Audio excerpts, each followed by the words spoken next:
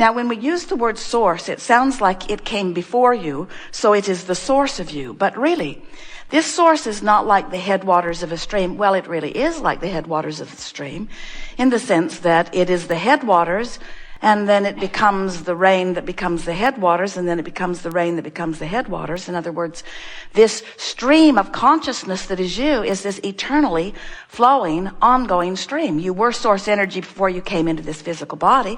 A part of that consciousness is here in this physical body, where you are exploring and coming to new conclusions and preferences of what would be better for you.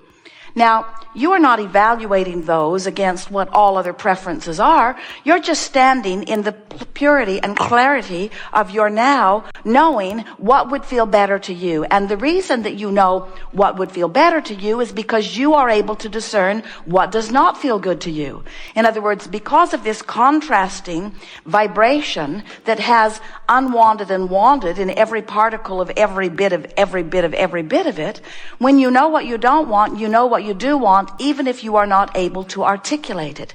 You, like the beasts of your planet, are offering far more of your communication through vibrational output than you are through the words you offer. So when you know what you don't want, what you do want emanates from you, and that emanation is received by the non-physical part of you, the non-physical source energy part of you. What we just said to you is that Source, who existed before you in this body, who exists simultaneously while you are in this body, expands because of your exposure to life while here in this body. So when you know what you don't want, you know what you do want, and you send that rocket forward, and that rocket is then received by the source within you and is vibrationally achieved. So when you don't have enough money and you ask for more, whether you use words or not, that desire for more abundance radiates from you, and the larger part of you becomes more abundant. Now, many of you say, but Abraham, non-physical does not really sound like gold coins. Non-physical does not really sound like cash or money in the bank. Non-physical sort of sounds like ideas and thoughts. And we say non-physical is vibration, but the vibrational base of everything that you know that is manifested is a vibrational base. And the vibrational base of your prosperity is being held by Source in what we are calling your vibrational reality. We've given it a more substantial label, this vortex of creation, because we want you to feel and know, as we do, the validity and the reality of the expansion that has taken place because of your interaction with life, and that exists in a now reality, Now you say, well, it might exist in a now reality, but I can't spend it yet, therefore it's future to me. And we say, we'll give that to you. It's future in terms of your manifestation, but it's now in terms of vibration, and therefore it's now in terms of emotion. Therefore it's now in terms of being. It's now in terms of validity. It's now. It's right now. It's now, and you can claim it.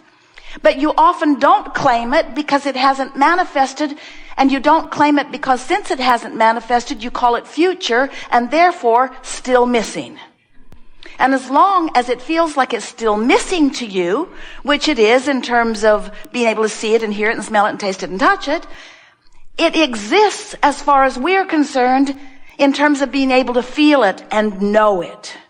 And if you can make that jump today, if you can make the emotional leap into your vortex where you can know your well-being, where you can know your abundance, where you can know that which you've evolved to, even before others are able to see it, hear it, smell it, taste it, touch it. If you can know it because you've got your tuner set to the now knowing, feeling, converging source energy meets physical beingness moment in time where all of your power is, if you can reach for that powerful knowing point, then first of all, you'll be happy now. The negative stuff will lift off of you, because in knowing who you really are and what you want and practicing the vibration of it, the resistance cannot be in your vibration. And when the resistance is not in your vibration, two wonderful and amazing things happen to you. First and foremost, really we mean this, you feel fabulous. Because when resistance raises or lifts off of you, when resistance is gone and your vibration raises, you are that free-flowing, good-feeling, clear-minded, vital, eager, passionate being that you were born to be. That's the first thing that happens. The second thing that happens is manifestation. Now, many of you say, well, we'd have put that one first. Manifestation seems way better than just being happy. But the reason we didn't put it first is because if you put manifestation before happiness, you hold the manifestation and the happiness off. If you will put happiness before the manifestation, then you can have the happiness now, and the manifestation is right on the heels of it. We're not kidding you even a little bit about that. This is how the science of deliberate creation works. It is something that you can feel and confirm and show evidence of through your manifestation. So we are eager to talk with you about anything that is important to you. We'll be talking about law of attraction, but law of attraction is so much more than people think it is. Law of attraction is really about you recognizing at a vibrational and therefore an emotional level who you really are, and doing your level best in every moment to be all of that. What it is really about is no longer being willing to walk around as a partial being. The thoughts you think cause you to offer a vibration. And when you offer a vibration, there is always a relationship between the vibration you're offering because of the thought you're thinking and the vibration that the larger part of you offers because of the thought the larger part of you is thinking. So, for example, when you're angry at someone, maybe they got mad at you first and you're just mad in defense. When you're angry at someone, the reason it feels so awful to you is not because the person is mad at you and you are mad at the person. The reason you feel so awful is because you're choosing an attitude and an approach to life that the source within you will never choose. And you are letting this be your excuse to cause vibrational separation. That's too strong of a word because you can't ever separate yourself. But vibrational variance, vibrational difference between who you really are, who is one who loves, and who you're being in this moment, which is one who hates or one who is angry or defensive. So when you begin to care, really care about how you feel, then you begin to contour your thoughts to allow yourself to be first in alignment with who you really are before you're having the conversation or the mental conversation with whatever it is you're focused upon.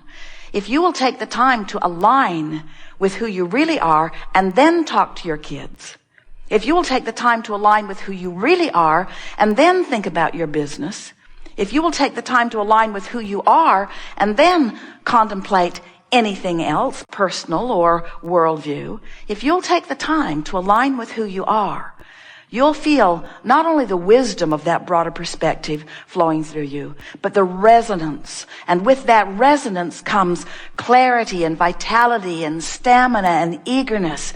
With that resonance comes everything that you are looking for.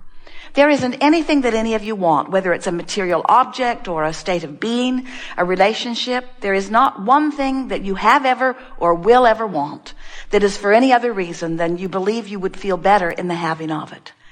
And what we want you to understand is that you have the ability to feel better now, and we'll show you how. We'll talk about it a lot today. It is Sunday in Australia. Did you know? That was so strange. Jerry and Esther were there. They would call back to Texas to the office and they would say, "We're living your future. It's really good. You'll like it when you get here." And while they had fun with that idea, of course that was not valid, because even though it is Saturday in Portland and Sunday in Australia, it is still now in both places. Whether we are talking about the physical you or the non-physical you, it is still now. It is still now. Who you are is offering a vibration now. and who you are is offering a vibration now.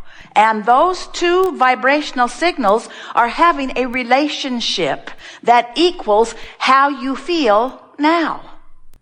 So who you are right now, we can promise you without even looking it up on your astrological chart.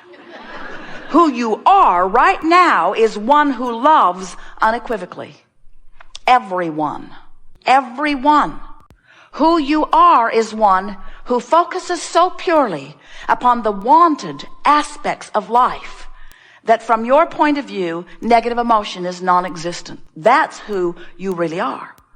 So when you look into your world, and if you need something to be negative about, just turn on CNN. It'll give it to you because they are experts.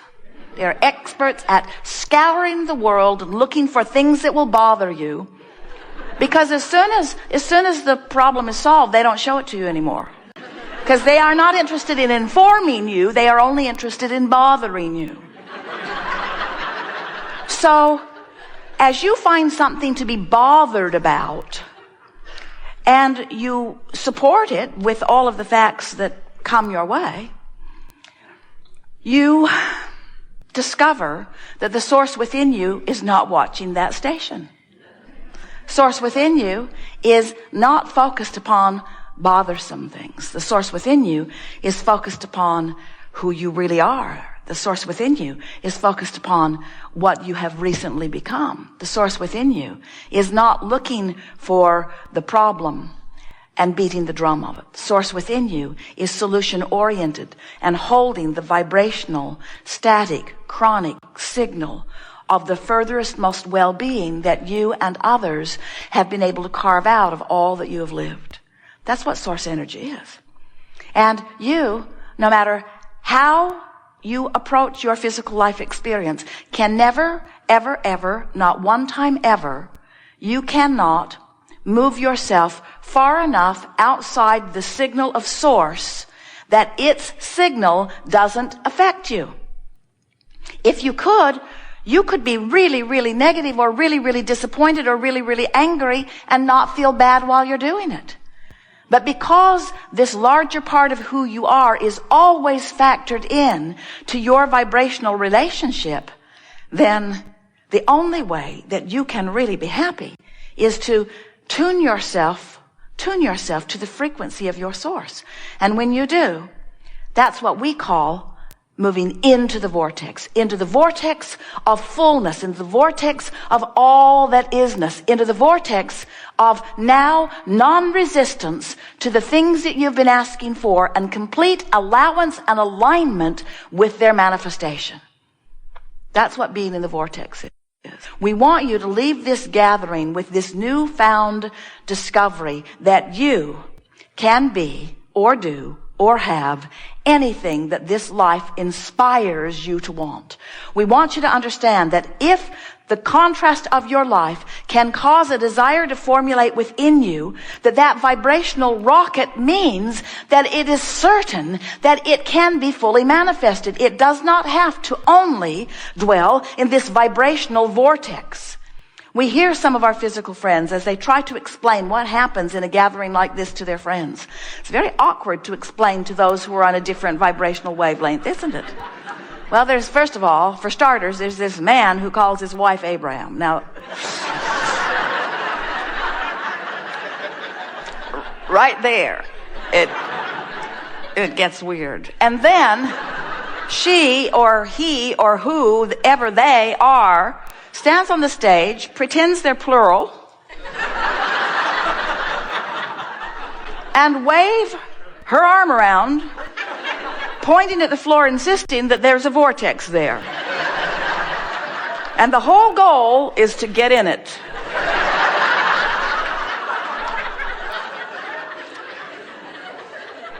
We know.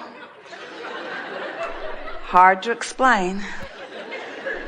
But when you begin to accept that you are vibrational beings and that everything that manifests is preceded by vibration, and that vibration, while it cannot in this pure, sublime form of creation, while it cannot be seen or heard or even detected by the instruments of physical